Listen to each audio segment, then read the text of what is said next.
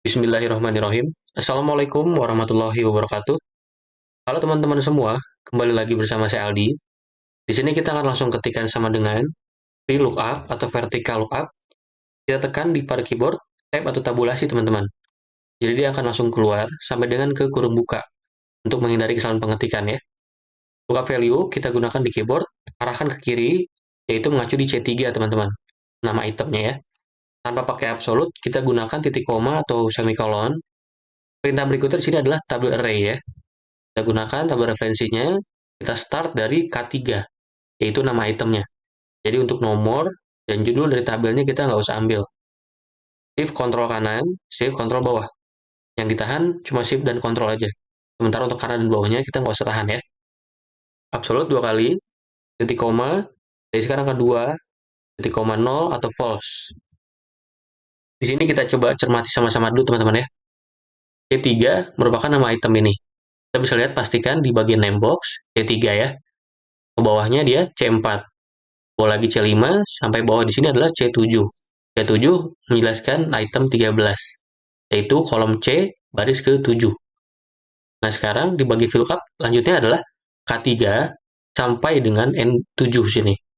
Kita gunakan dua absolute supaya nantinya kita copy rumus ini, dia nggak akan berpindah kemana-mana ya, supaya dia akan tetap di K3 sampai dengan N7 ini. Sementara di sini titik koma kita gunakan angka 2, kita jelaskan di sini adalah kolom index number. Untuk alamat yang sedang kita isikan di sini, dari tabel referensi ada di kolom kedua, teman-teman. Nama item kolom 1, alamat kolom kedua, nomor pengiriman kolom ketiga, keterangan kolom keempat. Jadi itu kenapa di bagian alamat yang sedang kita lengkapi, kita gunakan angka 2, yaitu kolom kedua artinya ya. Untuk 0, artinya di sini adalah false kalau memang datanya tidak sesuai, jadi akan ditampilkan NA atau not available. Jadi datanya tidak tersedia. Sekarang kita coba copy rumus ini ke kanan, fungsi dari 0 itu akan ditampilkan. Seperti ini ya. Kalau kita lihat juga di sini, yang salah adalah lookup value-nya, teman-teman. Karena dia bergeser, yang harusnya C berubah jadi kolom D. D3 di sini adalah Tanjung Pinang ya. Kita lihat di sini alamatnya. Sementara acuan kita adalah dari start K, yaitu K3, itu ada nama itemnya.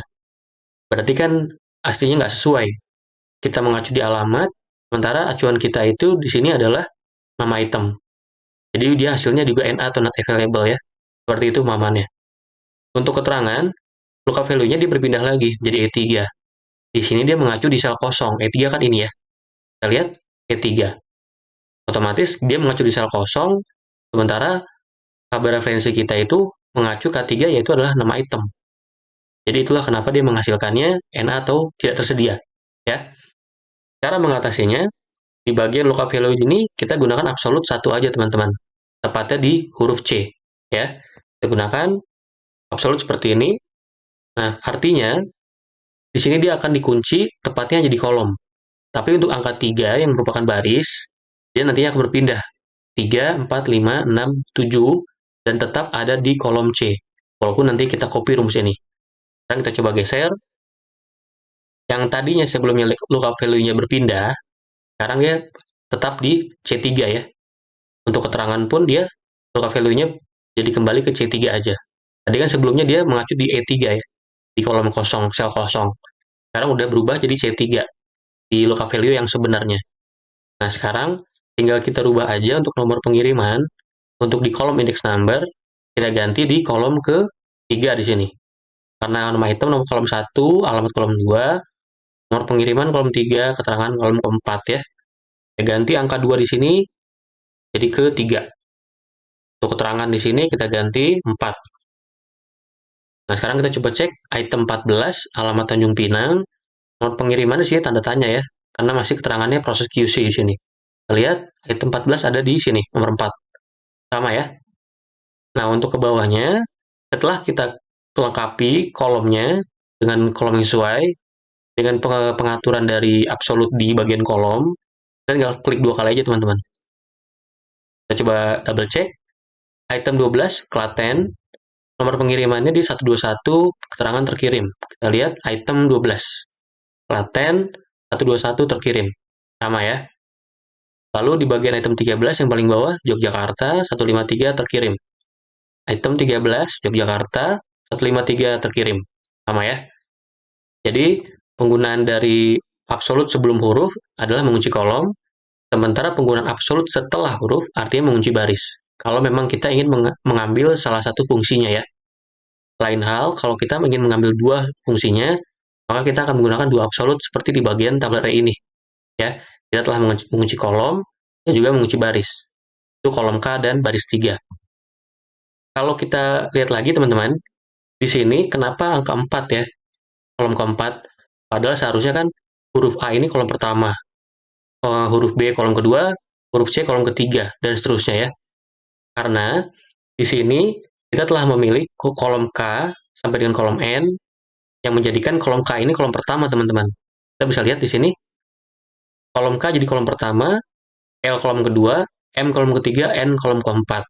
Di sini kan N menjelaskan keterangan ya. Itulah kenapa di sini di bagian keterangan yang sedang kita contohkan, kita gunakan angka 4 untuk kolom index number. Jadi perbedaan di situ ya. Karena sebelum kita menggunakan rumus, otomatis kan dia secara bawaan atau defaultnya huruf A ini adalah kolom pertama ya. B kolom 2, C kolom 3, D kolom keempat.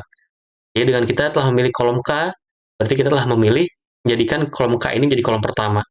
Seperti itu pemahaman ya. Sekian dari saya, sekiranya bermanfaat. Kalau teman-teman masih memiliki pertanyaan, silahkan tinggalkan di kolom komentar.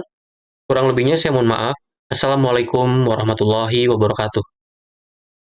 Bismillahirrahmanirrahim. Assalamualaikum warahmatullahi wabarakatuh. Halo semuanya. Kali ini kita coba ya teman-teman menambahkan rincian item berdasarkan kode yang kita pilih di sini dengan bantuan data validasi. Nah, dia akan langsung tertera apakah stoknya habis, apakah memang tersedia ya. Nah, cara membuatnya, di sini langkah pertama kita coba hapus dulu ya. Untuk membuat kode dengan data validasi, teman-teman bisa lihat di video sebelumnya. Di sini nama item kita langsung lengkapi dengan rumus VLOOKUP. Tabulasi jangan lupa ya teman-teman. Di sini kita mengacu hanya di satu sel, yaitu P7. Jadi langsung gunakan dua absolut. Ini titik koma atau semikolon, kita ambil referensinya dari start kode juga. Karena lookup value kita di kode ya. Setelah terpilih semua, jangan lupa dua absolut. Titik koma lagi, kita lihat nama item kolom kedua ya. Titik koma false atau 0. Nah, di sini untuk ke bawahnya, tinggal ditarik aja teman-teman. Jadi kita nggak usah ketik dari awal, tinggal hanya fokus rubah di bagian kolom index number. Nah, untuk size kita bisa perhatikan di sini kolom kedua kita gantikan jadi kolom ketiga ya. 2 jadi angka 3 atau kolom ketiga. Kalau berikutnya kita ganti menjadi kolom keempat. Kita ganti lagi menjadi kolom kelima ya. Lalu selanjutnya kolom ke-6, ganti lagi kolom ke-7. Terakhir di kolom ke-8. Nah, di sini memang kalau kita perhatikan pada tabel referensi, nama item kolom kedua ya teman-teman. Size kolom 3, keterangan di sini kolom ke-8. Itulah kenapa tadi bagian tersedianya keterangan kita isikan angka 8 yang merupakan kolom. Kita coba cek ya. K77 dia kemeja polos teman-teman. Size-nya L, jenis bahan cotton silk, model slim fit. Jumlahnya 255, nomor rak 3, keterangan tersedia. Betul ya teman-teman. Kita bisa bantu di bagian jumlah dengan melakukan fill in warna. Kita langsung pilih di bagian conditional formatting, pilih aja yang bawah teman-teman, manage rules.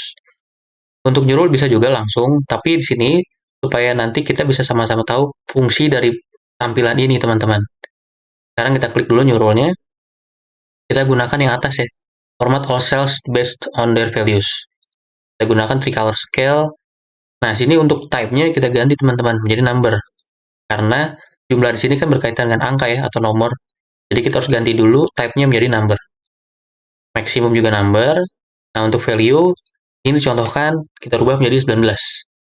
Midpoint kita ganti menjadi 20. Untuk maksimum kita ganti di sini contohkan 50. Jadi artinya di sini untuk value kalau seumpama jumlahnya 19, dia akan terfill in warna merah seperti pada contoh teman-teman. Kalaupun memang jumlahnya 20, dia akan langsung berubah warna kuning. Tapi kalau 21 sampai dengan 49, warna kuningnya menyerupai sampai hampir ke warna hijau. Kecuali kalau dia jumlahnya 50, baru dia sepenuhnya warna hijau seperti pada contoh. Nah, di sini untuk value-nya tinggal disesuaikan aja teman-teman nilainya mau berapa ya. Selanjutnya oke. Nah, di sinilah teman-teman bisa lihat apply to-nya dulu. Supaya nanti jangan sampai kita udah mengatur seperti tadi, ternyata apply to-nya di sel yang lain. Di sini tertera P12 ya, di kolom jumlah. Kita apply aja, nah dia akan langsung warna hijau. Jadi kita lebih tahu, kalau warna hijau itu memang dia stoknya mencukupi. Kalau kuning, dia stoknya transisi, tapi sementara kalau merah, dia stoknya habis. Kita bisa bantu juga di bagian keterangan dengan fill in warna ya, sebagai tambahan informasi.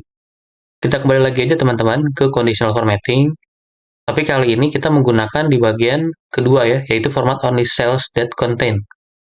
Cell value-nya kita ganti teman-teman menjadi specific text. Di sini tetap containing, untuk kolom sebelahnya kita ketikkan kata habis. Jadi nantinya kalau memang keterangannya tertera habis, dia akan ada fill in warna dan juga bold. Ini fill-nya kita pilih warna merah, kita custom ya, kita pilih yang agak muda supaya nantinya sama warnanya dengan jumlah. Oke, lalu font-nya kita pilih di sini bold, lalu warna putih. Nah, di sini tinggal teman-teman sesuaikan aja seleranya mau bagaimana. Effects-nya kita pakai strike through supaya nanti dia ada coretan pada font, seperti pada contoh ini teman-teman. Sekarang kita lihat place tuh dia ada di P14 ya, di kolom keterangan atau tersedianya. Apply. Nah, sekarang kita coba cek dengan bantuan data validasi, contohnya di mana ya? J79 coba ya. Nah, dia keterangannya habis ya, teman-teman. Warna fill ini warna merah. Kita lihat J79, nama item jaket, size-nya M. J79, jaket size M, betul. Jenis bahan taslan, model bomber. Betul ya. Jumlahnya 0, nomor rak 7, keterangan habis. Kita cek lagi yang lain, sumpama P81 coba. Nah, di sini celana panjang, size L. Lalu di bagian jenis bahannya jenisnya jean ya. Modelnya skinny fit, jumlahnya 150. Nomor rak 8, keterangan tersedia. Jadi, memang dengan menggunakan ringkasan ini, jadi kita bisa lebih mudah melihat sesuatu data apakah kelas, ataukah grup, ataukah data pegawai tertentu ya. Tinggal teman-teman sesuaikan aja. Nah, di sini bisa juga teman-teman untuk menghindari kesalahan entry tepatnya di bagian kode ya. Begitu juga di bagian rumus supaya nanti jangan sampai lupa nggak sengaja kehapus. Kita lock aja teman-teman dengan penguncian sheet. Untuk keterangan lengkapnya teman-teman bisa lihat di video sebelumnya ya. Kita langsung aja Ctrl A di sini, Ctrl 1 atau klik kanan, kita lock dulu ya. Lalu kita pilih di bagian kode spesialnya terbuka. Unchecklist. Nah, sekarang kita klik kanan di bagian sheet. Nah, sekarang dia hanya bisa pilih di bagian kode aja teman-teman. Karena tadi kita memilih di bagian sel inilah yang hanya bisa kita klik. Kita coba ya. Nah, sekarang S78 Kosra Polos, size M. Jenis bahan katun, betul ya. Model slim fit, jumlah 0, nomor rak 11. Keterangannya habis. Jadi dia penguncian sheet ini nggak akan mengganggu rumusnya, dan juga penggunaan data validasi ini pun nggak mengganggu hasil dari rumus VLOOKUP-nya, walaupun lookup value-nya kita rubah-rubah. Jadi seperti itu ya teman-teman. Oke, cukup dulu dari saya teman-teman. Sekian, sekiranya bermanfaat ya. Kalau masih ada pertanyaan, silahkan tinggalkan di kolom komentar ya. Mohon maaf teman-teman untuk kurang lebihnya. Assalamualaikum warahmatullahi wabarakatuh.